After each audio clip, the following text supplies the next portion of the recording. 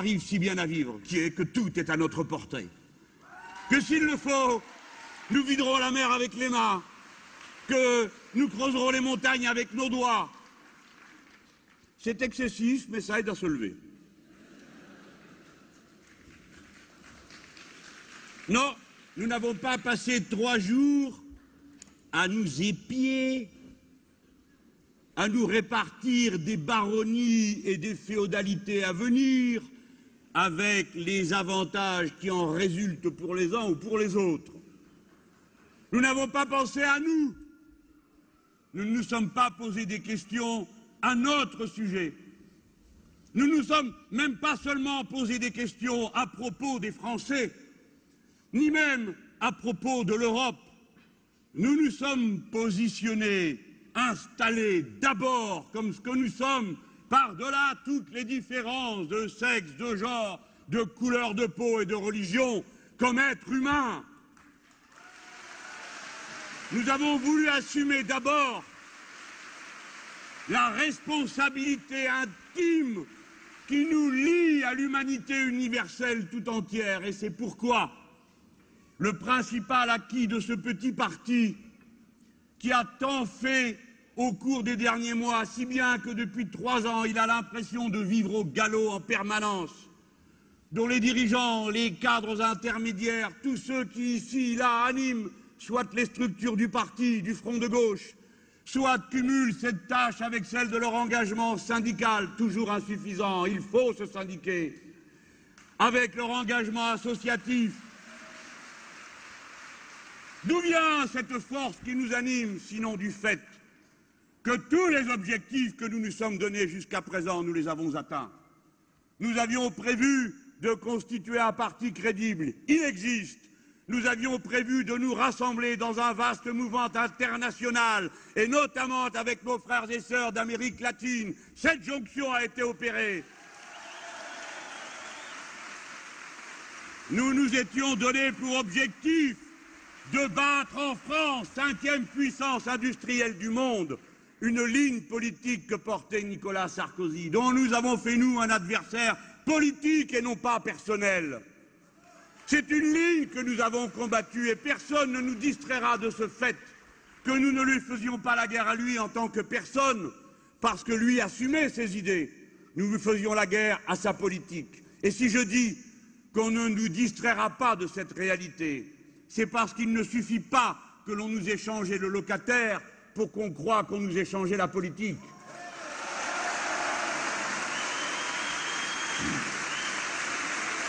Petit parti qui a mené un combat si dense et qui a eu pour finir l'honneur immense que ce soit dans ses rangs que le Front de gauche ait décidé de venir chercher son candidat commun à l'élection présidentielle, qui a permis de faire revenir sur la scène le courant politique du républicanisme révolutionnaire, socialiste et écologiste. Nous avons conclu en adoptant ce premier manifeste de l'écosocialisme.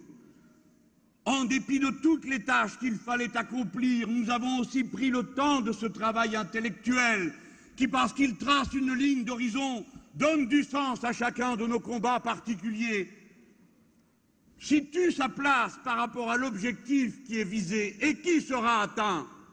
L'écosocialisme tire le meilleur du passé de l'histoire progressiste et fait un bilan honnête de ce qui, dans cette histoire, ne doit pas être prolongé. L'écosocialisme est un modèle global et nous demandons aux autres de nous rendre des comptes sur leur modèle global. Aux néolibéraux, l'état du monde n'est pas un état de nature, c'est l'état qui résulte de l'application d'un modèle, le néolibéralisme, la finance libre, le marché partout, la compétition libre et non faussée qui ne sont que des inventions humaines. Camarades, cette prise de distance et cette dénonciation que nous faisons du libéralisme comme un danger économique puisqu'il conduit la masse humaine à une pauvresse toujours plus grande, et à commencer par ce pays où, comme vous le savez, nous battons le record d'Europe du nombre des millionnaires en dollars, en même temps que la patrie n'a jamais été aussi riche et que jamais nous n'avons eu autant de pauvres, 8 millions de pauvres dans la 5e puissance du monde. Il faut connaître chaque jour le déshonneur qu'est pour un être humain de regarder son semblable couché à terre, dormir dans le froid sur les bouches de métro et ne pas leur tendre la main secourable qu'il faudrait tendre sans cesse, qu'il faut vivre sans cesse, cette abjection quotidienne d'un système qui nous rend tous mauvais. Pour comprendre pourquoi l'écosocialisme est non seulement un projet politique, mais un acte de conversion individuelle à une autre manière de vivre, à une autre culture du rapport aux autres. L'écosocialisme nous permet de nous penser d'abord comme êtres humains, faisant le tri entre les doctrines. Oui, nous savons que le développement illimité des forces productives n'est plus l'horizon du socialisme. Il ne suffit pas de dire qu'on va produire toujours plus, parce qu'on sait qu'en produisant toujours plus, alors on ne fait qu'augmenter la masse des frustrations. Il faut produire à bon escient, de bonne manière, sobrement, en mettant au centre de la vie, non pas le posséder, mais l'être. La civilisation humaine est mise en danger par deux fléaux. Le premier est cet absurde système néolibéral dont nous savons bien qu'il a perdu aujourd'hui sa légitimité aux yeux de tous ceux qui, pendant un temps, ont cru que c'était là que se trouvait le principal moteur de l'activité humaine.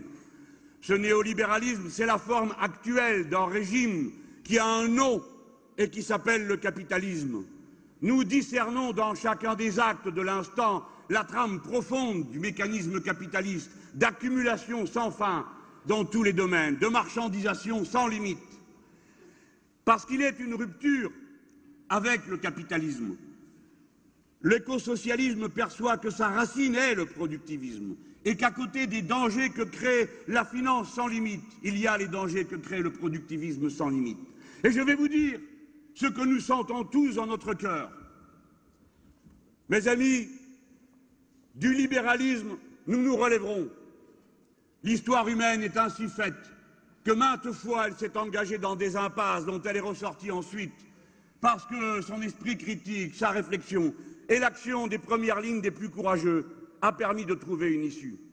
Mais des dégâts du productivisme, il n'est pas assuré que l'humanité puisse s'en sortir, en tout cas celle que nous connaissons. Le productivisme annonce un danger mortel pour notre planète.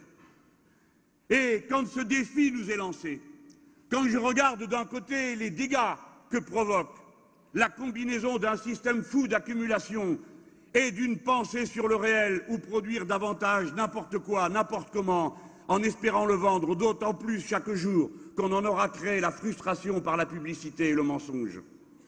Quand je vois les dégâts que provoque ce système qui, en rendant l'argent libre, a permis que toutes les digues sautent, que toutes les combinaisons soient possibles, et en particulier l'immense circulation de l'argent dont on ne sait plus lequel est sale, lequel est légitime, lequel est régulier, lequel est usurpateur, au point qu'à côté des dévastations qu'opère le partage inégal entre riches et pauvres, les pauvres étant plus nombreux dans nos sociétés avancées, en même temps se répand le crime organisé autour de ces circulations d'argent, qui commence par les abjects trafics de la drogue et des êtres humains, dont les conséquences qui hier dévastaient le continent nord-américain puis sud-américain, martyrisant des peuples entiers, je pense à cet instant à l'état d'insécurité qui règne dans le pays mexicain, si cher à notre cœur, où 96 000 personnes sont mortes en 6 ans du fait de l'activité des guerres privées des narcotrafiquants qui ont passé les frontières.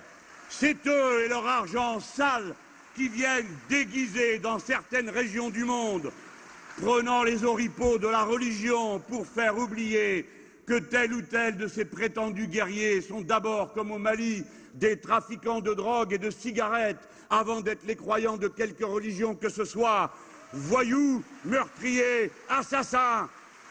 Cela aussi qu'on retrouve à l'œuvre dans telle ou telle des grandes villes de France, et qui est la racine de l'insécurité. Non, ça n'est pas le pauvre diable Rome. Non, ça n'est pas celui-ci ou celle-là qui n'a pas la bonne couleur de peau ou la bonne religion d'après les puissants qui sont responsables de ces désordres immenses et de ces souffrances sans fin. L'ennemi, oui, c'est le banquier, c'est la finance, c'est la circulation infinie de cet argent dont les frontières s'effacent, non seulement dans les comptes en banque des paradis fiscaux, y compris ceux qui sont au cœur de l'Europe, y compris ceux qui sont au cœur de l'Europe. Frontières qui s'effacent ensuite jusque dans la vie des gens, qui fait que telle élite ne comprend pas qu'on demande des comptes et qu'on trouve suspect l'ouverture de comptes bancaires ici ou là ailleurs dans un autre pays. Ils ne sont même plus conscients de la gravité de ce qu'ils font parce que ça leur paraît être l'ordre naturel et évident des choses. Voilà contre quoi nous luttons. Eh bien, pensons ensuite à toutes ces dévastations que nous observons dans l'ordre de la nature. Pensons aux efforts qu'ont fait nos camarades lorsqu'ils ont commencé leur révolution citoyenne en Amérique latine et que j'invite à persister dans la voie de la rupture avec le productivisme. Nous disons les choses à nos camarades comme nous les pensons. Bravo pour avoir sorti des proportions aussi fortes de la population de la pauvreté. Bravo pour avoir instruit. Bravo pour avoir soigné. Mais souvenez-vous, vous aussi, que l'objectif de l'existence doit être aussi la bataille culturelle qui nous permet de combattre le productivisme. Nous n'avons pas à proposer à tout le monde des gros 4x4 dans des roues qui ne les supportent pas, de la malbouffe. La rupture écologique est une tâche centrale du mouvement progressiste du XXIe siècle. Alors, camarades, amis, concitoyens, quand toutes ces difficultés se lèvent, devons-nous nous dire, ma foi, nous menons la bataille le dos au mur? Mais non. Entendez la grande roue de l'histoire, celle qui touche à ce que nous sommes en profondeur. Voyez la splendeur de l'esprit humain. Regardez, 11 laboratoires français tirant une fusée depuis le centre spatial de Kourou en Guyane, avec la fusée Ariane, qui est d'abord le résultat d'une décision de l'État. Place sur orbite un satellite européen, Planck, et celui-ci, mes amis, mes camarades, fait une photo de l'instant le plus magique de la réalité, celui où la lumière s'est allumée. Il y a plus de 13 milliards d'années, l'univers avait à peine 380 000 ans. Et l'esprit humain a été capable de construire l'appareil, discernant, comme ils disent eux-mêmes, les scientifiques, à qui, au moment où on a dit tant d'horreurs sur eux, je veux adresser depuis cette salle et en votre nom et avec vous, le plus magnifique, le plus immense, le plus splendide des bravos. Merci d'illustrer de cette façon positive, féconde, la puissance de l'esprit humain. Ils disent qu'ils sont capables de discerner une pierre d'1 millimètre sur une montagne de 1000 mètres. Ils ont envoyé un engin de 900 kilos sur la planète Mars qui filme, avec une caméra française, tout ce qui est autour. Les Américains ont fourni les décalcomanies. Et ensuite, on a fait des trous et étudié le sol. Rien n'arrête la puissance de l'esprit humain. Nous sommes capables de régler les problèmes. Il faut le vouloir, et ça, c'est de la politique. Il ne faut pas croire, comme des petits-enfants apeurés, que s'il y a de la foudre, c'est parce que Zeus lance son marteau. Il ne faut pas croire que c'est le marché qui va régler magiquement par l'action de la main, je ne sais quoi, invisible dans la poche des gens, va régler les problèmes humains. Non, non, c'est la discussion, c'est la réflexion, c'est l'intelligence partagée qui va nous permettre de régler tous les problèmes qu'il y a à régler.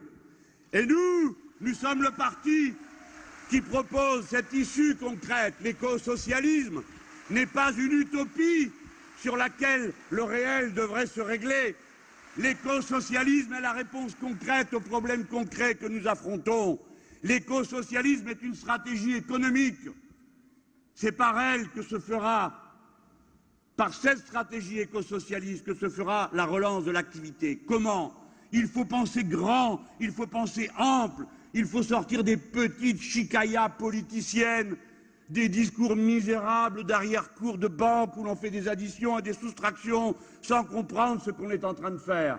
Que faut-il comprendre? Il faut comprendre que l'humanité n'a jamais été aussi socialisée qu'elle l'est actuellement, parce qu'elle vit majoritairement en ville, et que donc une conscience du collectif spontané existe parmi les êtres humains. De la même manière, il faut comprendre que jamais la population humaine n'a été autant alphabétisée, c'est-à-dire en capacité de bénéficier de mieux que la tradition orale. Un nombre considérable d'êtres humains peut accéder à l'écrit, au savoir passé et aux préparations du futur. C'est pourquoi c'est une tâche prioritaire, je veux le dire à cet instant, qu'en France soit éradiqué l'illettrisme qui frappe 3,5 millions de personnes, dignes, nobles, au grand cœur, instruites de 1000 savoirs humains, mais qui ne peuvent le partager parce qu'ils ne peuvent lire ou écrire. Nous éradiquerons l'illettrisme. Je continue, penser large. C'est se dire que cette humanité qui est urbanisée, cette humanité qui est alphabétisée, cette humanité où 60% des femmes bénéficient de la contraception, bien sûr il en reste 40% qui n'y ont pas accès, mais réfléchissons bien à ce fait qui change fondamentalement la condition humaine. Une aptitude biologique, celle qui consiste à former un autre être humain dans son corps, a cessé d'être un destin social. Et c'est pourquoi nous défendons tous les droits qui protègent la liberté d'en décider pour soi-même. Cette humanité est raccordée pour 2,5 milliards d'individus qui la peuplent par les réseaux Internet, c'est-à-dire qu'il y a aujourd'hui autant de gens connectés les uns aux autres qu'il y avait au total d'êtres humains en 1950, année où l'on se préparait à m'accueillir. Cette humanité liée, échangeant, cette humanité est passée à 7 milliards d'êtres humains. En 1950, nous n'étions que 2,5 milliards. L'humanité a triplé, nous sommes 7 milliards, nous serons bientôt 9 milliards et tantôt 12. Alors, le grand mouvement qui a commencé lorsque les premières bandes humaines sont sorties d'Afrique et se sont répandues progressivement sur tous les continents, ce mouvement qui la pousse maintenant à regarder du côté des étoiles où elle envoie des satellites et des engins télécommandés. Ce mouvement continue, il travaille en profondeur notre action. Où croyez-vous qu'il ira d'abord? En mer, c'est-à-dire là où se trouve 70% de la surface du globe. La mer, au moment où 40% des terres humaines sont arides. En mer, et nous alors, les Français, du fait de l'histoire, de la géographie, nous sommes la deuxième puissance du monde, car nous sommes le deuxième territoire maritime du monde. L'expansion de l'humanité en mer nous confronte à notre responsabilité. Les êtres humains vont sortir d'une part réduite du sol de la planète pour entrer dans son immensité. Comment vont-ils le faire? Croyez-vous que je sois en train de vous parler d'un futur tellement lointain que c'est à peine s'il vaut la peine d'être évoqué? Ce futur est commencé du fait de la modification climatique. Les routes maritimes sont en train de changer. Du fait de l'élévation du niveau des mers, qui est un constat en cours. Elle conduit par exemple à une augmentation de 50 cm du niveau des mers dans toute la Méditerranée. Or, 70% de la population vit aux alentours de ces côtes où la mer va monter. Ce sont des faits actuels, non seulement du point de vue des changements qu'il nous impose de comprendre et d'anticiper, mais aussi du point de vue de la prédation capitaliste. Oui, le capitalisme est déjà entré en mer pour y faire des forages, pour y installer à nouveau des territoires privés où l'on ne respecte aucune norme, comme il ne la respecte pas sur Terre. Alors, au moment où l'humanité entre dans cette nouvelle étape de son histoire, l'éco-socialisme est la méthode politique qui lui permet de le faire d'une manière responsable et qui fait du progressisme un progressisme humaniste, ou plus exactement, un humanisme jusqu'au bout.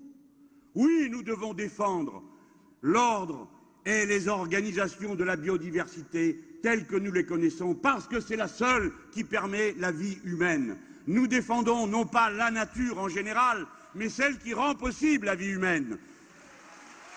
Le seul écosystème compatible avec la vie humaine. Et cette réalité que notre Congrès a compris en adoptant son manifeste, elle nous permet de dérouler ensuite totalement rénové le cœur de notre pensée. S'il n'y a qu'un seul écosystème compatible avec la vie humaine, alors il y a des biens communs, c'est une affaire entendue, qui ne peuvent pas être marchandisés, comme l'air, comme l'eau, mais aussi la part de la nature qui est en nous-mêmes, notre humanité, c'est-à-dire notre santé et notre droit à apprendre, parce que le droit à apprendre est une condition pour devenir un être humain.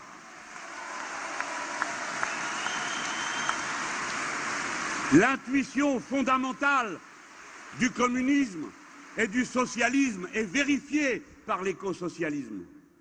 Et s'il y a des biens communs, s'il y a un intérêt général humain, alors il faut découvrir cet intérêt général. Ce n'est pas à partir des vérités révélées que nous le ferons. Nous ne pouvons le faire qu'en confrontant des arguments, car des vérités révélées, il y en a plusieurs. Et il n'y a aucune certitude à ce sujet qui ait pu être démonté depuis le temps que l'on essaye de s'imposer des arguments pas toujours très littéraires, pour en faire convenir ceux qui ne sont pas les uns de l'avis des autres. Par conséquent, il ne nous reste que les arguments, c'est-à-dire la raison, la construction éduquée d'une humanité sans cesse plus éduquée. L'éducation est la tâche numéro 1 des sociétés. Elle ne peut pas être transformée en marchandise. C'est grâce à l'éducation gratuite que nous photographions la musique de l'univers au moment où il s'est créé. La musique fossile, mais sa musique. C'est grâce à l'éducation que nous allons pouvoir régler les problèmes techniques que va nous poser notre entrée en mer et le développement de cette économie de la mer dont je vous ai parlé dans un instant et dont je compte vous rebattre les oreilles encore dans un autre.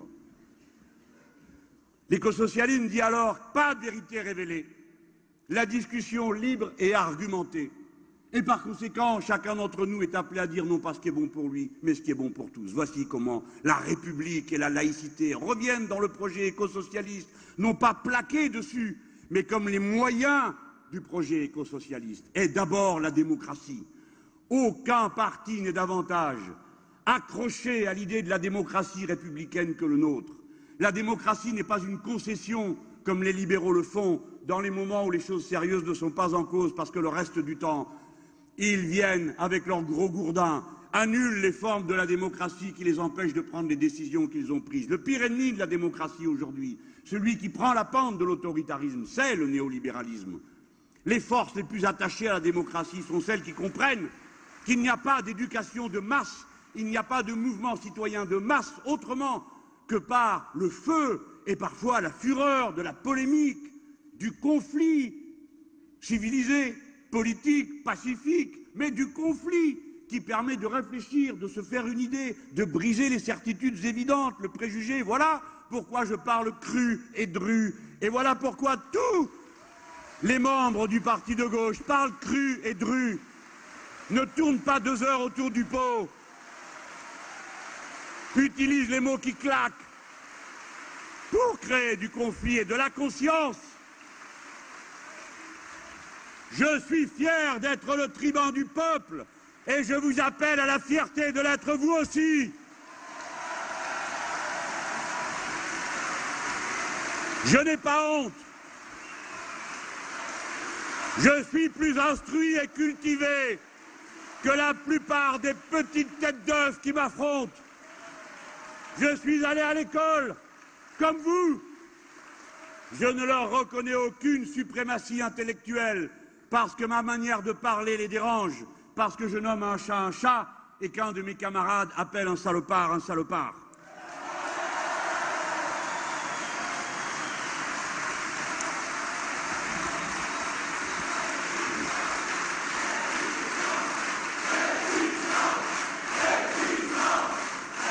Camarades,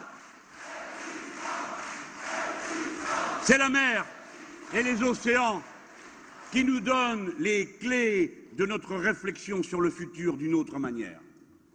Françaises, Français, pensez à qui vous êtes.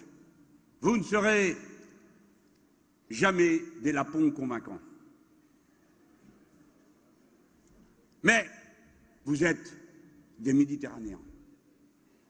La mer Méditerranée est une culture. La mer Méditerranée est un espace en commun que partagent, unis par les liens du sang, autant que par ceux de la culture, des peuples de religions différentes, mais d'une commune apparence physique souvent, et de communes passions. La mer Méditerranée est un espace naturel sensible, autour duquel, compte tenu de ce qu'elle est, se sont développés des modes civilisationnels dans lesquels est née la démocratie elle-même. La mer Méditerranée est un enjeu aujourd'hui de conscience d'abord. Vous devez comprendre que vous êtes Français, des Euro-Méditerranéens, que vous êtes des Euro-Maghrébins. Vous devez l'admettre parce que telle est la réalité de votre peuple. Vous devez le chérir. Vous devez sentir la force que cela vous donne, au lieu de regarder comment vous y invite haineusement vos voisins. Partout où je suis allé et où l'on m'a accueilli, à Tunis, à Alger, à Rabat, partout on m'a parlé en frère, partout on m'a accueilli dans ma langue. Et là, je ne parle pas l'arabe. Et nous parlions des mêmes choses. Et ce n'est pas pour rien que s'est exprimé ici, à cette tribune, au moment de la clôture de notre congrès, sur un sujet qui n'était ni arabe, ni maghrébin, mais qui relevait de l'humanité universelle, l'écosocialisme, notre camarade marocaine. Les symboles sont venus apporter la démonstration de ce que nous voulons dire. La mer Méditerranée est un enjeu entre les capitalistes productivistes et les peuples. C'est eux qui vont transformer cette mer en un égout si nous ne prenons pas les décisions qu'il faut prendre à temps pour qu'il en aille autrement. C'est eux qui ont commencé à vouloir faire des forages pour prélever l'énergie carbonée qui se trouve sous la mer. Et cet aspect du problème est une des composantes de la crise chypriote d'aujourd'hui. Et nous ne le perdons jamais de vue. La mer Méditerranée va nous unir et elle forme un espace politique dont je voudrais vous faire remarquer qu'il est aujourd'hui le plus avancé dans la décomposition qui résulte de l'ordre néolibéral. C'est la Grèce qui est démolie, saccagée, pillée, qui connaît sa 6e année de récession. C'est la Grèce dans laquelle on vend tout, on démonte tout, et où le président de la République française vient faire une tournée d'inspection pour voir les morceaux juteux qu'il reste, accompagné des pires sociétés prédatrices de notre pays comme Veolia, qui nous fait la guerre dans les communes où nos camarades se battent pour la République. C'est en Italie, magnifique, splendide Italie, ruisselante d'intelligence, de sensibilité, que commence le saccage. C'est en Espagne où sont tant des nôtres qui, week-end après week-end, forment ces marées citoyennes que nous allons tâcher d'imiter nous aussi. L'Espagne de notre cœur, l'Espagne de la bannière tricolore de la République, l'Espagne des peuples qui combattent, l'Espagne de la résistance héroïque à la dictature franquiste, supportée pendant 40 ans par les démocrates qui nous montrent du doigt, nous. Le Portugal, saccagé, d'où nous est venu, vous le savez, les actes de résistance que nous avons adoptés pour nous-mêmes dans ce congrès en chantant cette magnifique Grandola Villa Morena. Morena, ça veut dire qu'il y a la peau brune. Somos todos morenos. Lo somos socialmente. Y por esto somos socialistas. Por la igualdad. Et maintenant la France. Il y a là un arc, une situation qui permet des mobilisations où se retrouvent les fondamentaux de la culture européenne. Mes amis, l'affaire chypriote a lieu en Méditerranée. Est-ce un hasard? Le talon d'Achille, c'est au talon, pas au milieu de la figure. Mais la crise aurait pu éclater dans un autre paradis fiscal, le Luxembourg par exemple. Non, elle éclate à Chypre. Et c'est là que l'on s'aperçoit qu'il y a des oligarques russes et que, comme on avait entendu que les Grecs étaient en crise parce que ce sont des feignants qui ne payent pas les impôts, alors que c'est surtout leurs capitalistes qui ne les payent pas et leurs curés, alors que tous les Grecs sont prélevés à la source, eh bien aujourd'hui, on nous vend le coup d'État financier fait contre Chypre au motif qu'il y a des oligarques russes. Mais alors, s'il faut faire ça, faisons-le dans plein de pays. Nous avons une liste à votre disposition. Vous savez que nous sommes des champions des listes, nous. Nous ne disons pas la finance n'a pas de visage, n'a pas d'adresse avec ses propos bizarres. Nous, on dit où est l'adresse et quel est le visage. Et comment ils s'appellent? Parce qu'ils ont un visage, ils ont une adresse.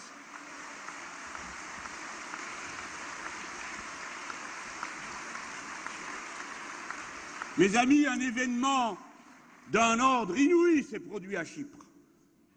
Il a accompli, cristallisé une tendance profonde que nous avons 1000 fois expliquée, mais on ne nous a pas écoutés. Quand nous avons, en pleine campagne présidentielle, pris tant de temps dans les meetings à expliquer ce qu'était le mécanisme européen de stabilité financière, rendu nécessairement opaque et incompréhensible pour que vous ne vous en mêliez pas, j'y ai consacré 2 fois 20 minutes dans des discours d'élection présidentielle. Mon camarade Pierre Laurent en a fait autant, en tant que président du parti de la gauche européenne, et combien d'autres. Mais à l'époque, il y avait un débat bien plus urgent, mis en scène par la sphère médiatique, la deuxième peau du système qui sait comment se garder. Il fallait parler de la manière avec laquelle la viande est abattue dans les abattoirs. Et si l'on enlève le sang, ou tout ou pas, c'était le débat de la viande halal. On a vu comment elle a fonctionné pour cacher l'horizon des problèmes politiques. Mais nous vous disions attention, l'Union européenne est en train de franchir un seuil autoritaire où elle impose de force aux pays européens, comme elle impose de force aux pays de l'Afrique et de l'Afrique subsahélienne, le démantèlement de toutes leurs méthodes de protection de leur production au nom de la liberté du commerce. L'Union européenne est une puissance agressive contre les pays d'Afrique. Après quoi, quand elle constate les désastres qu'elle a provoqués, elle dit l'État s'est effondré, ce sont des incapables, nous envoyons nos armées. Non, ça c'est pas de l'internationalisme. L'affaire de Chypre a été un franchissement. Je m'exprime devant vous en responsable politique qui se propose pour gouverner le pays. Je suis, avec mes camarades du parti de gauche et du front de gauche, dans l'obligation sans cesse de m'exprimer de cette façon. Je suis obligé de dire ce que je ferais avec mes camarades du front de gauche si j'avais à affronter cette situation. Si c'était notre gouvernement qui avait été aux affaires au moment où la discussion a eu lieu à propos de Chypre, nous serions partis du raisonnement suivant. Le seul qui vaille quand on est un universaliste et un internationaliste, quand on pense en français, et je m'exprimerai dans un instant sur ce que cela veut dire, qu'on est d'abord soucieux de liberté, d'égalité, de fraternité qui constitue le cœur de l'identité française, et le seul. Alors, quand une mesure est proposée, on ne l'accepte que si l'on pense qu'on l'accepterait pour soi. Autrement dit, on ne trouve pas que quelque chose soit bon, surtout pour les autres, si ça ne l'est pas, surtout pour soi. Ceux qui acceptent ce qui a été fait à Chypre l'acceptent pour demain, le cas échéant, pour la France. Je préfère dire que dans cette hypothèse, et si c'est nous qui gouvernons, cela ne sera jamais accepté, quel qu'en soit le prix.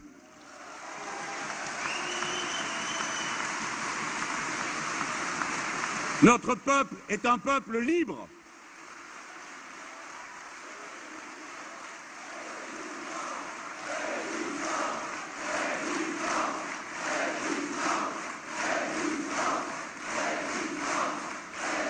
Ce qui est incroyable à Chypre, ce n'est pas seulement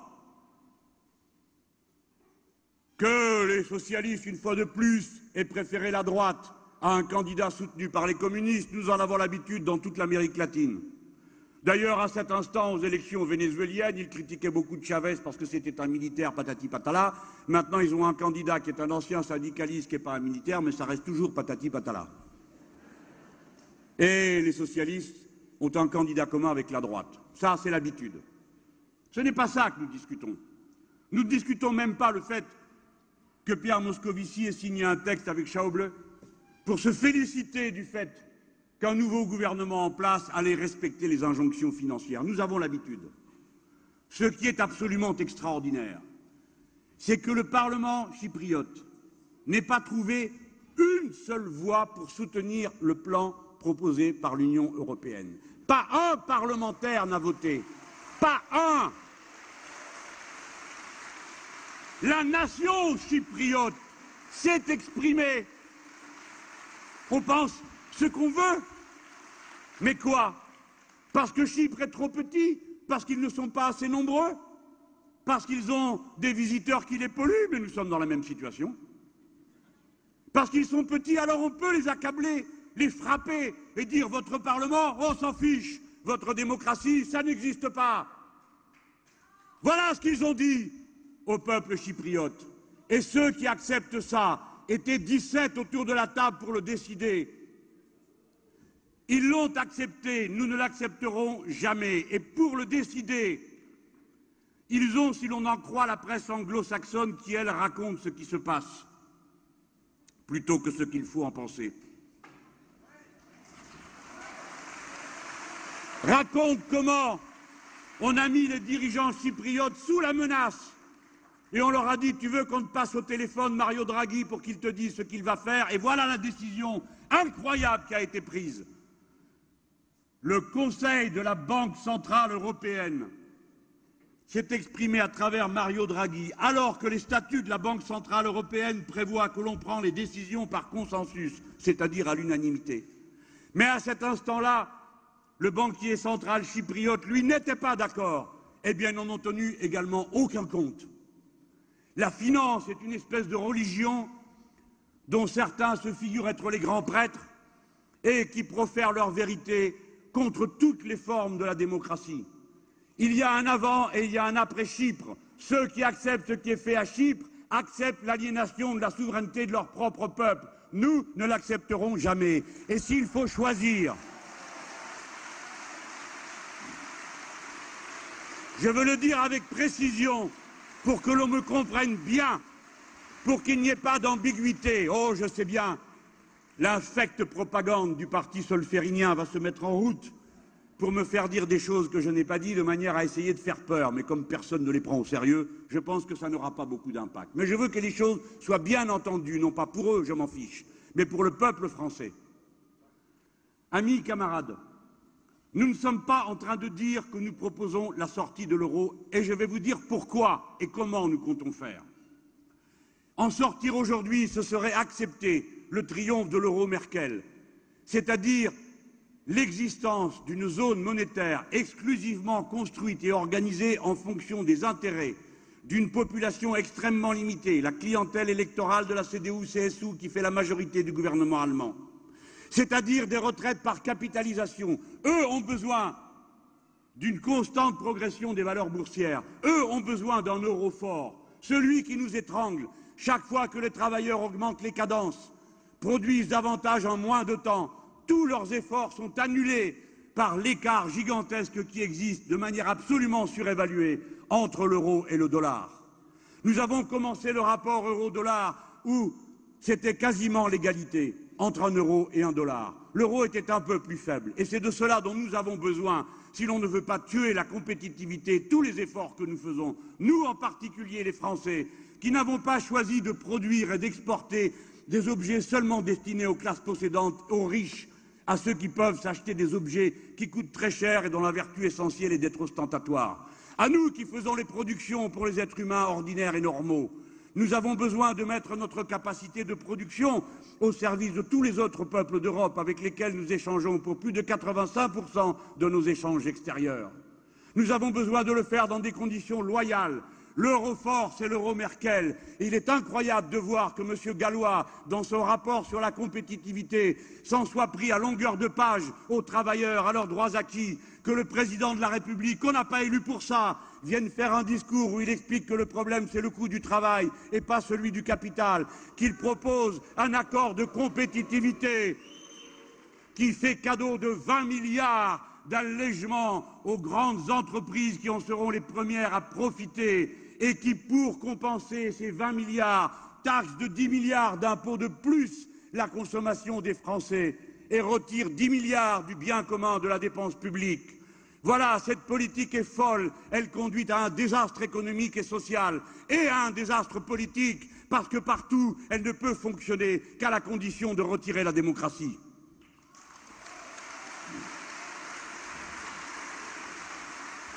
Dans ces conditions, je m'exprime comme, à vos côtés, le responsable politique d'un pays qui est la deuxième puissance économique de l'Union européenne, qui sera bientôt la première population et qui a le droit de dire qu'à la place de l'euro Merkel, nous voulons l'euro des peuples, c'est-à-dire une monnaie qui nous permet de faire le salaire minimum commun dans toute l'Europe, qui permet de calculer l'harmonisation fiscale et sociale. Nicht kapitulieren. Nous ne céderons pas. Alors il faut pour cela aussi une nouvelle vision géopolitique. C'est pourquoi j'appelle les pouvoirs publics et les autorités de notre pays à comprendre qu'il faut contrebalancer la violence qui vient de la politique de la CDU-CSU allemande par une construction politique équivalente qui joindrait la France aux autres pays de la Méditerranée et en particulier à ceux de l'arc méditerranéen de l'espace européen, Italie, Espagne, Portugal, Grèce, Chypre et ainsi de suite. Non, nous ne sommes pas le Club Med, comme il a été dit d'une manière arrogante. Non, nous ne sommes pas les pigs, comme cela a été dit d'une manière offensante par les technocrates et les crânes d'œufs de la Commission. Nous sommes les peuples qui avons été parmi les premiers à inventer l'écriture, la science et la démocratie elle-même. Et à cela, nous ne renoncerons jamais.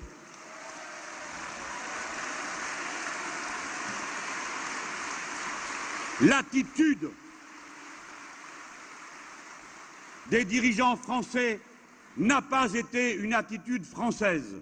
Une attitude française, c'est celle de l'internationalisme et de la solidarité. Là, de nouveau, je découvre qu'on me cherche pouille. Je ne veux pas laisser derrière moi quelque ombre que ce soit. Savez-vous ce qu'ils ont décidé de me faire? Et je reconnais que le coup est une blessure. Ils ont dit que parce que j'avais dit dans une discussion au débeauté avec des journalistes que Moscovici n'avait pas pensé en français mais en ami de la finance internationale. Une appréciation qui, dans mon esprit, est totalement politique et n'a rien à voir avec la personne de Moscovici qui est interchangeable avec bien d'autres. On l'a vu récemment lorsque Cahuzac est parti, ils n'ont pas fallu quelques heures pour en retrouver un autre qui est exactement le même. Politiquement.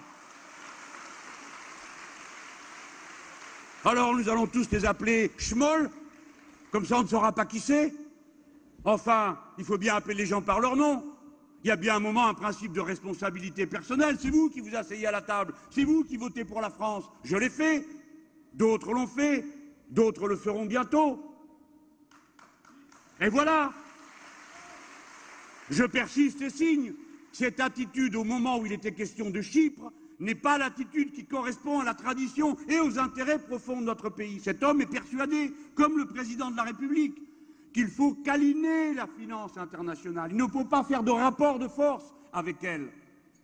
Et c'est ça qu'ils font depuis qu'ils sont élus. Nous les avons élus pour éliminer l'autre, mais nous les avons élus pas pour faire ça.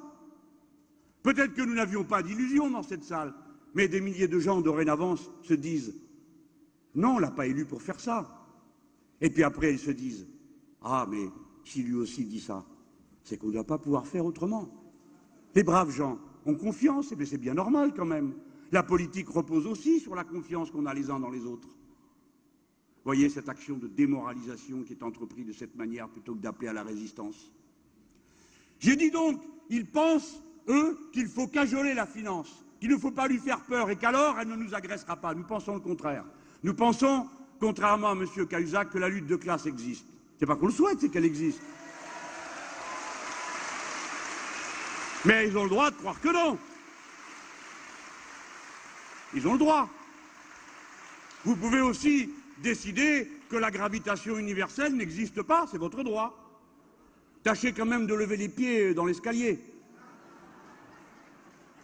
Parce que vous pourriez découvrir tout d'un coup la rudesse de la réalité de la loi de la gravitation. Eh bien, si le président de la République ne se réveille pas, s'il ne comprend pas qu'il n'est pas dans un congrès permanent du Parti socialiste à la tête de l'État, mais qu'il participe d'une rude empoignade mondiale dans laquelle la France doit faire jouer sa puissance, son talent, son imagination et pas seulement ses armes. S'il ne le comprend pas bientôt, il verra que les autres n'en ont rien à faire de sa gentillesse et même de ses blagues, qui sont certaines. La finance internationale frappe, frappe et frappe encore. La France est un fruit juteux, il le lui faut. La finance internationale a fait son cahier de brouillon en Grèce, elle est en train d'en faire un deuxième à Chypre. Si nous cédons à Chypre, c'est nous les suivants. C'est vous les Espagnols, c'est vous les Portugais, c'est vous les Grecs, c'est vous à qui on prendra les économies. Parce qu'ils l'ont déjà fait. Ils sont tellement stupides qu'ils ne tirent aucune leçon de leurs propres bêtises. L'écroulement de l'Argentine, ça a été la mise au point d'un système comparable à celui qui vient d'être fait à Chypre. Alors là-dessus, voilà qu'on me dit que dire cela, ce serait de l'antisémitisme. Plus aucune discussion n'est possible dans ces conditions. Mais vous savez comment c'est. Le poison de la rumeur, le venin de l'offense qui se répand et de l'un à l'autre, passant par les plus lâches, amplifié par les plus faibles, magnifié par les crétins, va et contamine chaque point, et ils sont nombreux. Il faut dire les choses drues. Voici ce que j'ai à dire à Pierre Moscovici. J'ignorais quelle était sa religion et je n'ai pas l'intention d'en tenir compte dans l'avenir, davantage que dans le passé. Je veux qu'il sache une chose. Si un jour seul dans sa vie, parce qu'il est juif, quelqu'un venait ou à l'insulter, ou à l'offenser, ou à le menacer, alors il nous trouverait tous comme un seul corps, un seul bloc à ses côtés. En un instant, nous oublierons tout. La rage de le voir avoir traité notre pays de cette manière. Nous sommes intrinsèquement antiracistes et humanistes.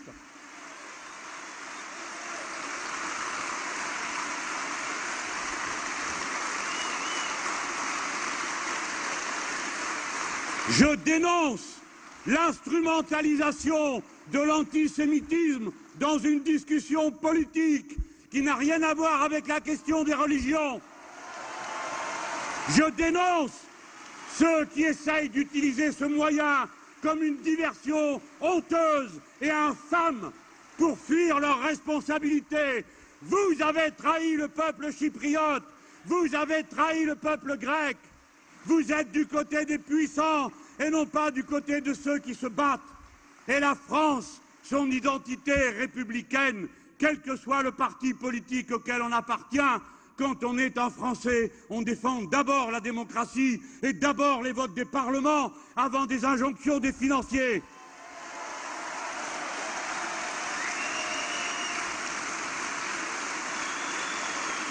Ah, vraiment, il règne dans ce pays une drôle d'ambiance. Une drôle d'ambiance. Je suis étonné que ça n'inspire rien à beaucoup de ceux qui devraient avoir quelque chose à dire sur le sujet. Alors c'est reparti pour un tour, les affaires. Nous voilà sommés continuellement, matin et soir, de répondre sur ce que nous pensons de Madame Bettencourt, la pauvresse qui est si riche et qui n'a droit à rien d'humain, que tout le monde dévalise, que les loufias espionnent.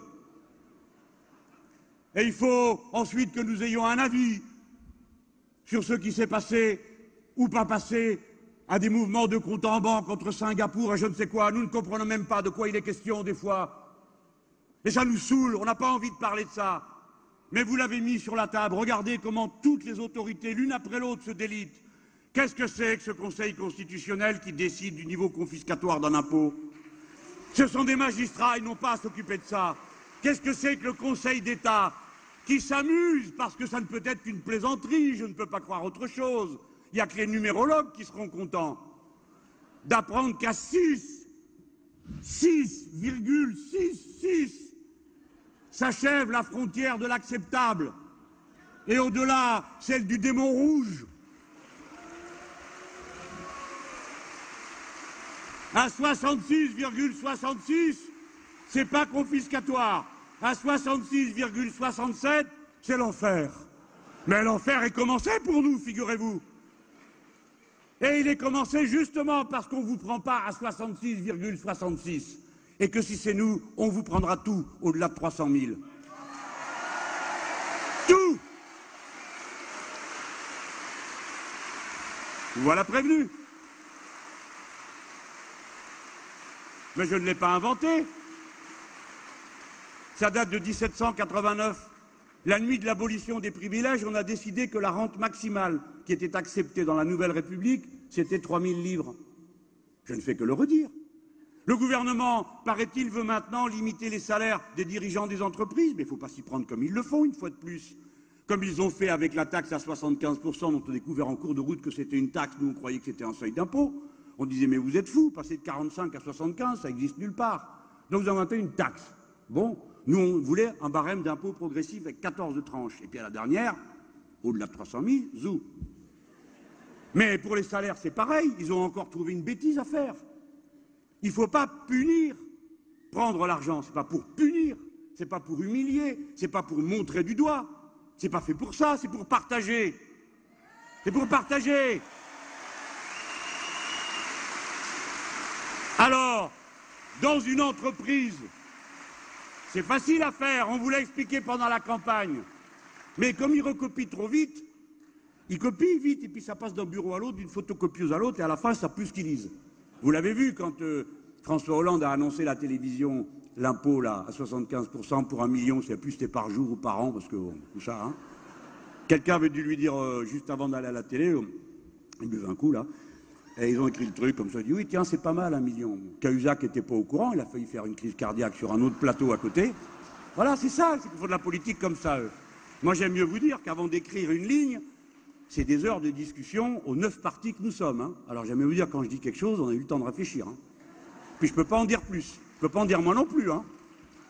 Ben, c'est normal, ça s'appelle un mandat politique, c'est la vie normale, sinon à quoi ça sert d'avoir des porte-paroles? Bon, alors on leur a expliqué, je recommence l'explication pour ce pauvre sapin, qui a prétendu que lui, il était la gauche qui agit, tandis que nous, en Amérique latine, on est la gauche tonitruante. Je lui dis, bah dis donc, pour la gauche qui agit, si c'est plus de pauvres, la gauche tonitruante, c'est moins de pauvres. Finalement, on préfère la gauche tonitruante.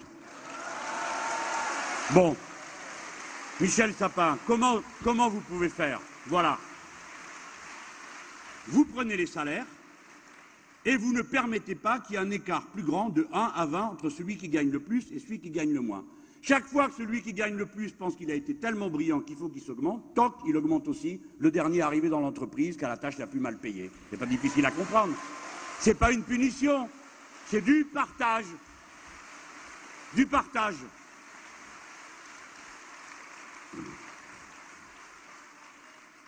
Voilà, curieuse ambiance. Voilà le retour des affaires. Voilà des cours de magistrats qui prennent des décisions politiques. Voilà des politiques qui insultent des magistrats. Et quels politiques? Ceux de droite, qui sont censés représenter la loi et l'ordre en personne. Ils insultent les magistrats. Lesquels magistrats répondent sur un ton qui laisse quand même à désirer s'adressant à un député. Une à une, toutes les autorités, et donc le consentement à l'autorité qui fonde la démocratie, se délite. Mais qui porte les coups? C'est pas nous qui avons créé les affaires. C'est pas nous qui sommes en train de dire que les magistrats jugent politiquement ou que les députés n'ont aucune conscience du droit. C'est pas nous. Nous menons un combat social, écologique, républicain. Alors, mes amis, l'épisode de l'ANI, c'est gravissime, l'accord Médine-Medef. De tout ce que nous a montré Guillaume Etiévent tout à l'heure, le pire, c'est le moment où cette présidente du MEDEF, qui a trouvé quelque chose de bon dans le chavisme, c'est la possibilité de pouvoir se représenter à une élection. Personne n'a pensé à lui dire qu'elle voulait être élue à vie, parce que c'est ce qu'ils ont dit à Chavez. Cette femme ose dire, qu'est-ce qu'elle représente? Elle a le droit, elle représente le patronat. Elle a le droit de dire, nous pensons qu'il faut faire comme ci et comme ça. Mais elle fait deux choses qui auraient dû indigner Arlène Désir and Company. Au lieu de s'inventer un adversaire comme moi, parce que je suis leur mauvaise conscience, et pour certains qui ont appris à lire dans mes livres, leur surmoi, qui désapprouvent totalement ce qu'ils sont en train de faire. Et je vous le dis, même dans la nuit, je vous vois. Harlem, déjà quand tu étais à la Ligue révolutionnaire, tu n'étais pas convaincant comme révolutionnaire. Quand tu étais au mouvement Action Égalité, tu n'étais pas convaincant comme écologiste. La preuve, tu étais parti de tout ça. Et quand tu étais à la gauche socialiste, tu n'étais pas si convaincant que ça non plus. La preuve, tu as été élu par la droite du parti. Attention, je te vois. Je te vois.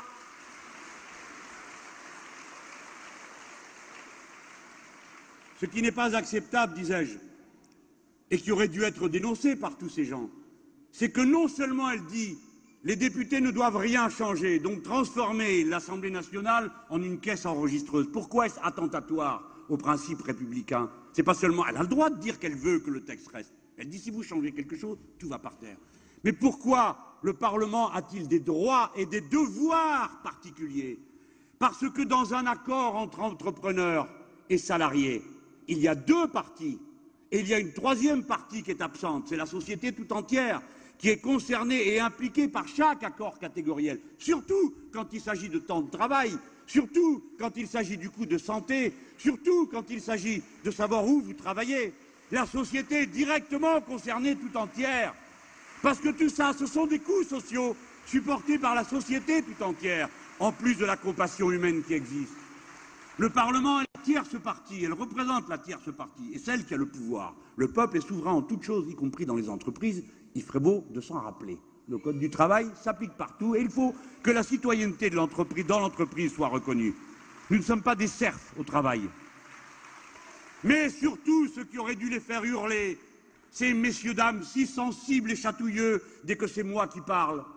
Ils ont accepté que la présidente du MEDEF ose dire sur un média que si jamais on ne votait pas exactement comme elle avait dit, elle informerait les investisseurs étrangers pour qu'ils n'investissent pas en France. Elle a conspiré contre la patrie. Oui, il y a un code pénal qui prévoit à son article 400 que ceux qui nuisent aux intérêts fondamentaux, économiques, culturels ou financiers du pays relèvent de sanctions. Et il se trouve qu'il n'y a pas de texte pour punir les comploteurs économiques, ceux qui trahissent et tirent dans le dos, comme l'a fait Madame Parizeau, qui nous a menacés, comme ses ancêtres auparavant, les privilégiés, il y a 2 siècles de ça, nous menaçaient de nous envoyer les Prussiens si nous ne cédions pas immédiatement. La réponse est que c'est nous qui avons passé les frontières.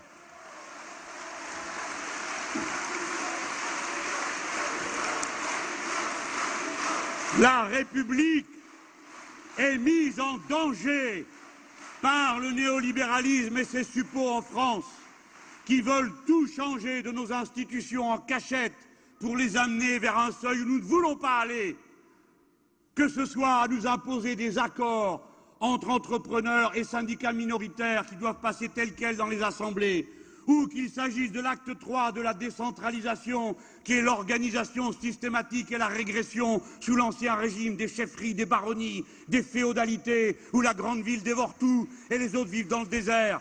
Nous ne l'accepterons pas et ce sera une des conditions que nous poserons à nos accords municipaux. La République se défait quand on permet qu'une collectivité territoriale unique dorénavant vienne de la manière la plus bizarre qui soit s'installer en Alsace. Nous sommes contre. L'Alsace doit être entièrement républicaine, entièrement française, entièrement départementale, entièrement régionale. La France a assez voulu qu'elle le soit. L'Alsace et les Alsaciens ont assez voulu l'être pour que nous puissions parler sur ce ton actuellement et empêcher que la France se démembre sous l'empire des complots des féodaux locaux. Alors oui, il y a nécessité, je persiste et signe, de dire qu'il y a besoin d'un grand coup de balai sur ces remugles et sur cette décadence des institutions républicaines. Il y a besoin d'amorcer le mouvement que nous avons commencé à la Bastille, prolongé à Toulouse et continué à Marseille, le mouvement pour la 6e République. Le parti de gauche décide de créer ce mouvement, d'y associer tous ceux qui veulent y participer. Nous avons besoin d'une constituante qui refondent le peuple français en refondant la République.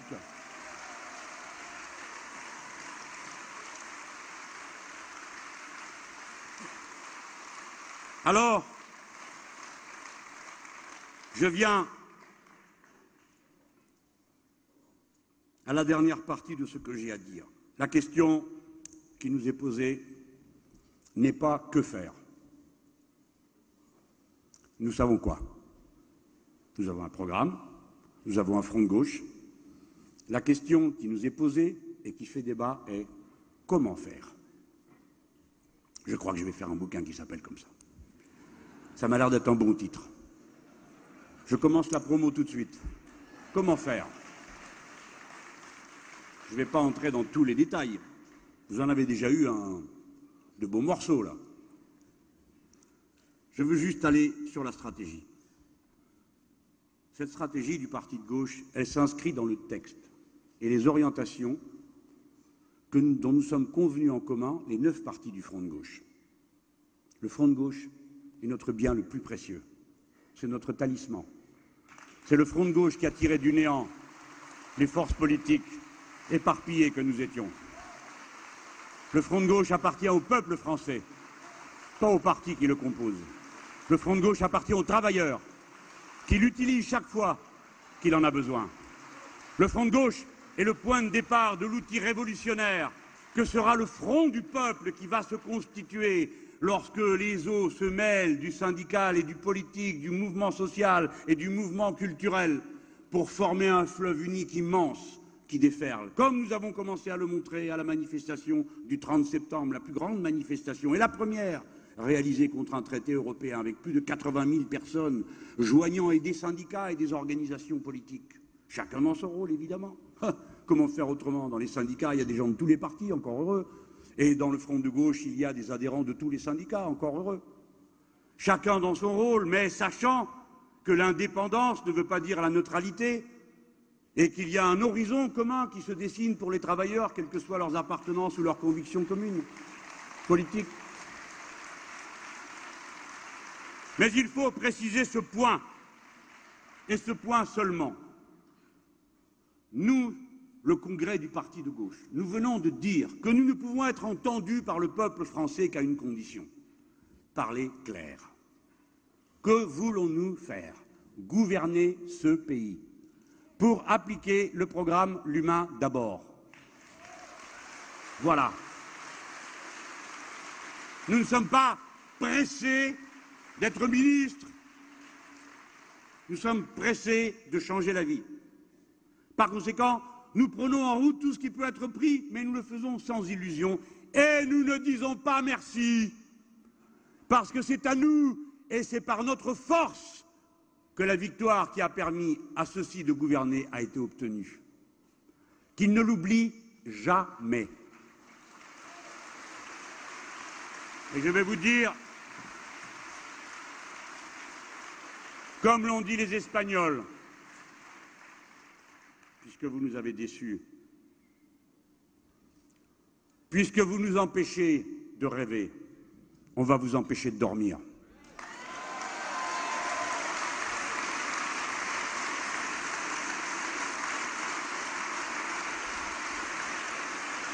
Pas un jour nous ne nous trompons d'adversaire.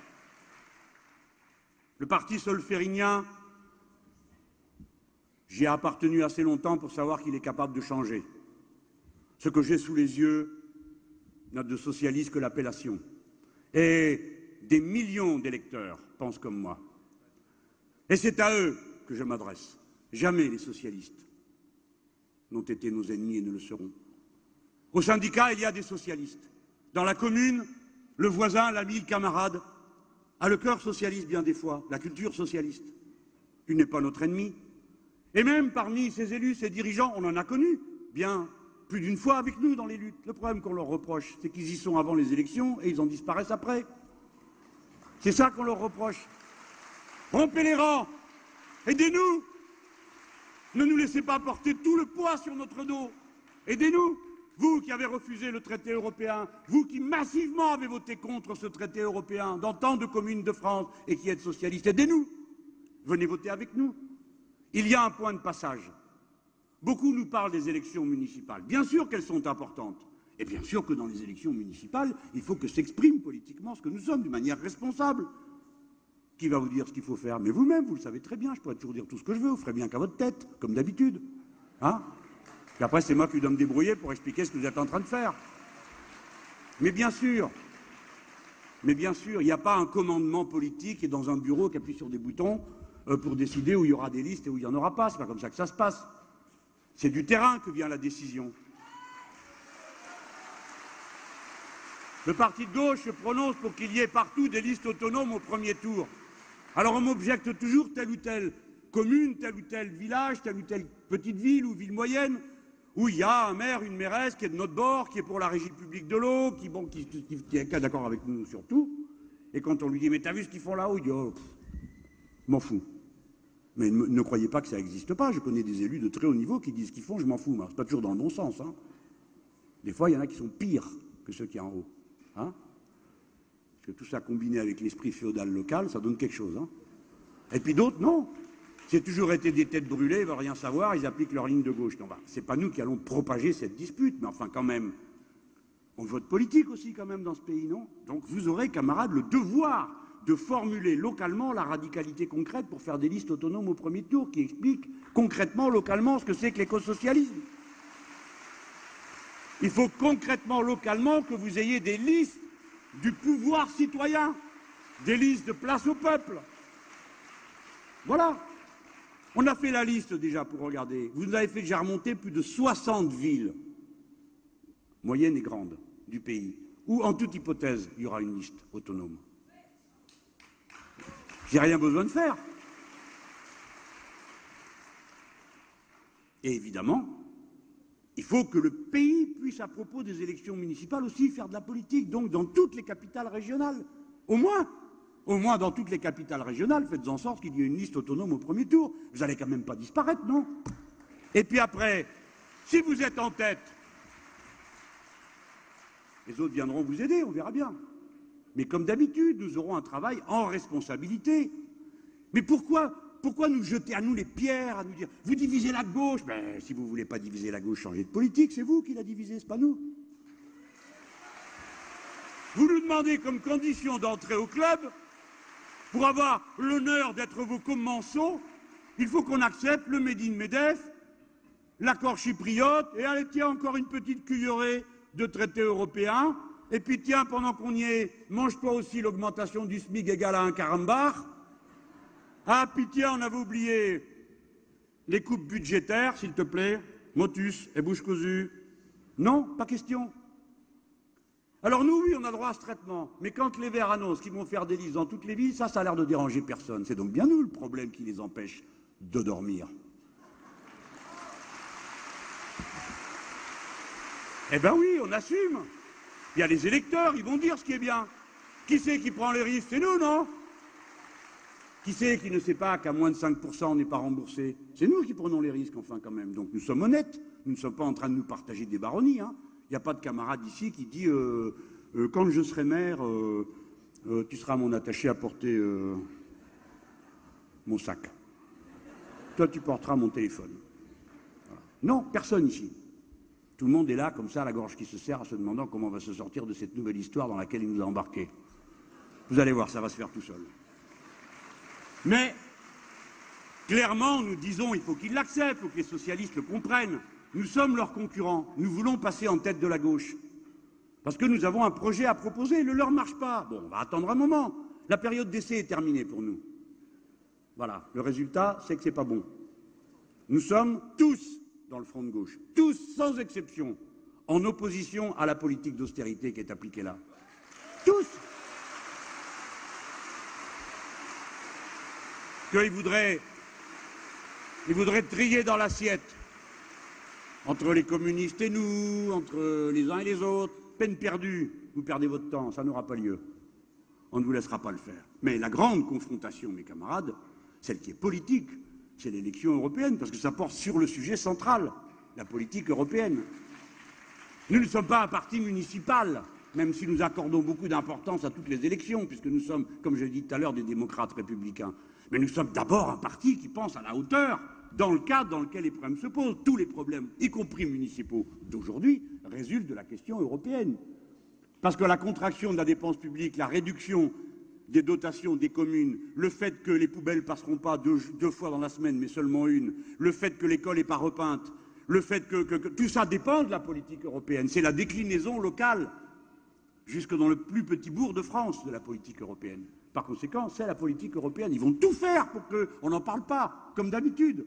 Et ensuite, ils jetteront de grosses larmes sur le taux d'abstention. Ils se flagelleront en disant « nous ne parlons pas assez d'Europe », etc. Blablabla. Ils font ça à chaque fois.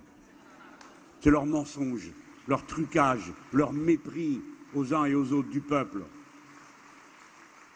Figurez-vous qu'ils ont tout le temps voté pour le retour à la liste unique nationale sur les élections européennes. Tout le temps, au Parlement, localement, tout le temps ils étaient pour. Sauf quand ils sont revenus au pouvoir. Le PRG n'était pas au courant, eux ils continuaient comme avant, parce qu'ils avaient discuté la couleur de la nappe et du hors-d'œuvre, donc ils pensaient que ça allait avec. Non, caramba, surprise, ils déposent un texte pour revenir à la circonscription unique, et tout d'un coup le PS leur dit pas question. Ah bon, pourquoi? On a toujours dit ça. Pourquoi? Il y a Mélenchon. Ah là là là là. Eh bien au lieu d'en avoir un, vous en aurez 8. Et voilà. Et voilà, plus tous les autres. Ce n'est pas un mode électoral qui vous tirera d'affaire, mes pauvres. Le peuple va vous punir rudement avec les bulletins de vote. Voilà ce que nous voulons. J'ai dit comment faire. Mes amis, il faut qu'avec votre bulletin de vote, dans ces deux circonstances, vous placiez en tête le Front de gauche. Mais comment vous placez en tête? Ah ben en commençant vous-même, bon sang de bois.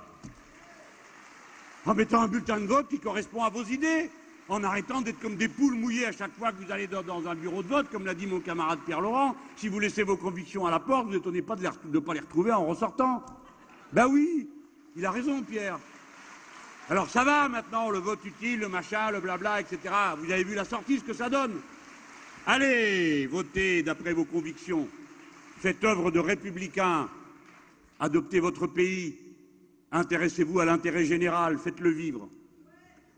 Mes amis, ce sera le grand rendez-vous. Et dans ce grand rendez-vous, nous, le Front de gauche, nous voulons arriver à construire une majorité alternative. Et nous disons à tous ceux qui pensent comme nous, il est normal qu'on se retrouve tous sur les mêmes listes. Ceux qui rejettent les traités européens, ceux qui rejettent les politiques d'austérité, doivent se retrouver ensemble, à faire campagne ensemble. Nous ne serons jamais la petite secte hargneuse qui exige, pour participer à ces efforts, que soit remplie une checklist de conditions initiales bardée de plusieurs certificats de baptême politique. Bienvenue à tous ceux qui veulent donner un coup de main. Mais il ne doit pas y avoir d'erreur sur la destination, hein. Voilà.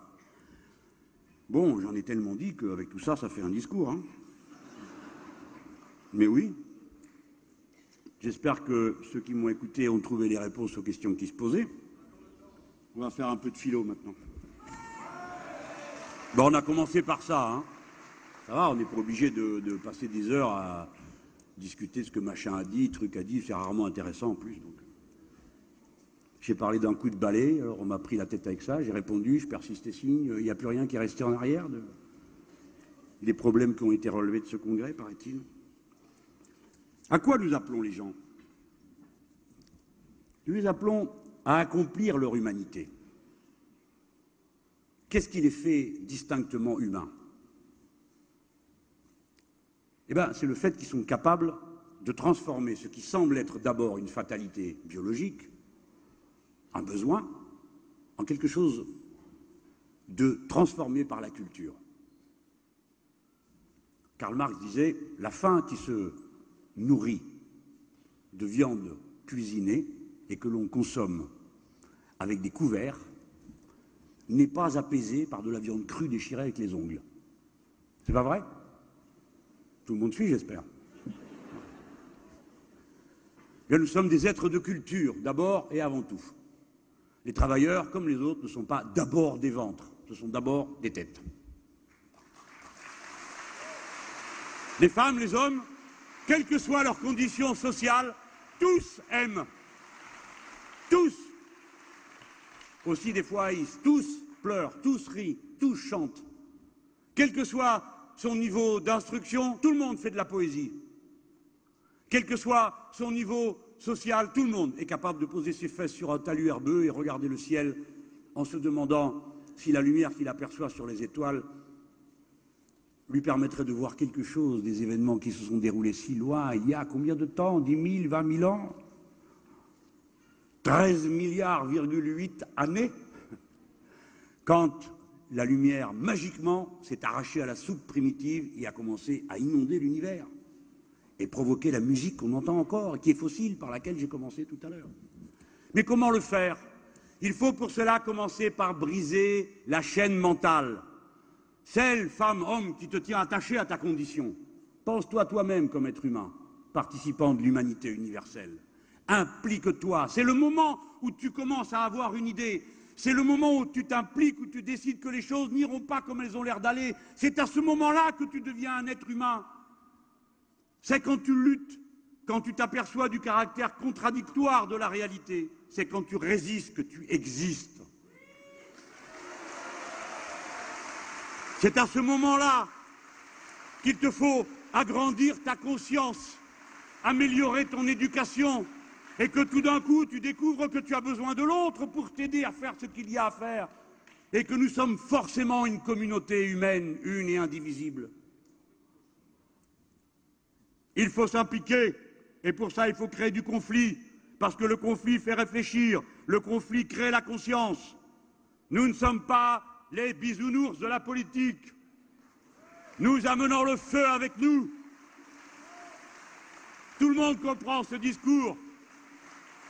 Dans la Bible, il est écrit que Dieu vomit les tièdes. Et Antonio Gramsci dit « Pourquoi je hais l'indifférence ?» Croyez quand même pas que j'allais vous lire la Bible.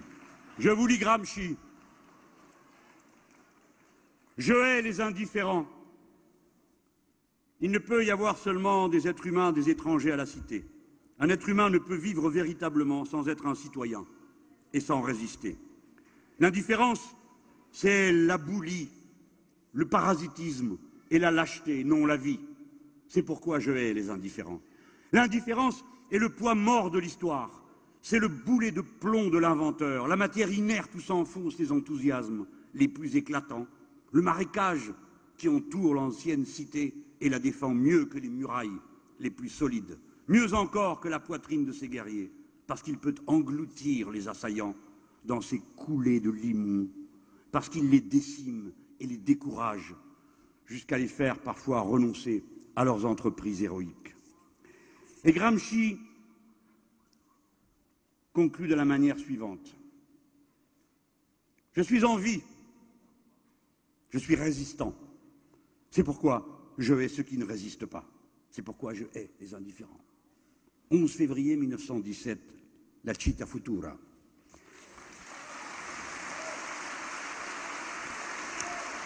Son concitoyen Machiavel avait dit « La meilleure forteresse des tyrans est l'inertie des peuples. » Vous voilà prévenu. Alors, voilà 2 jours que vous essayez d'apprendre à chanter. Grandola Villa Morena, terra da fraternidade. Et vous demandez ce que ça veut dire.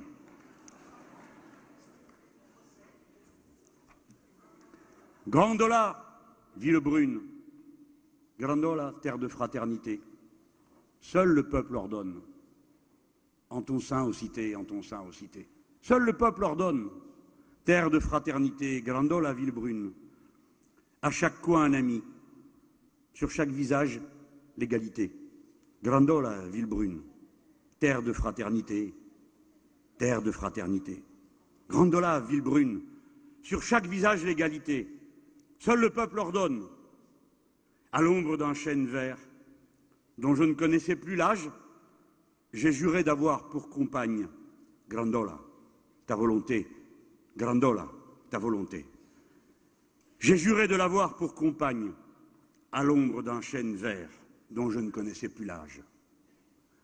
Alors, à nous de penser à cet univers sans âge dans lequel, pour une raison inconnue, et comme une conséquence des mécanismes intimes qui l'animaient au moment où la lumière fut, la conscience surgit, et avec elle la capacité d'être des êtres humains, dans la résistance, dans le rêve du futur. Mes camarades, la dynamique de la grande révolution de 1789 n'est pas éteinte. Je fais mien à cet instant pour vous tous les ultimes paroles de Saint-Just, qui, luttant aux côtés de Robespierre, notre libérateur, lança le cri qui fait le titre de notre motion d'orientation. Osons, rien ne nous résistera.